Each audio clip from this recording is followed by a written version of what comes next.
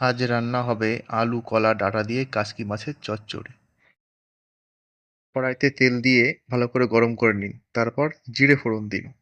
জিরে ফোড়ন হয়ে গেলে তার মধ্যে কেটে রাখা সবজিগুলো দিয়ে দিন একে একে। সবজিগুলো দেওয়ার পর ভালো করে নেড়ে মিশিয়ে দিন, বেশ ভালো করে নাড়তে থাকুন।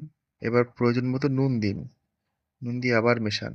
এবার হলুদ দিন, হলুদ দেওয়ার পর ভালো করে মেশান এবং ভালো করে ভাজতে থাকুন। আদা বাটা দিন, তারপর ভালো করে মেশান ও কষাতে থাকুন। কষাতে কষাতে বেশ শুকিয়ে এলে তারপর প্রয়োজন মতো জল দিন। জল দেওয়ার পর জলটা ভালো করে মিশিয়ে সমগ্র জিনিসটাকে ঢাকা দিয়ে ফুটতে দিন। কিছুক্ষণ ফোটার পর ঢাকনা তুলে দেখুন তরকারি কতটা সেদ্ধ হলো। ভেজে রাখা মাছগুলো দিয়ে দিন।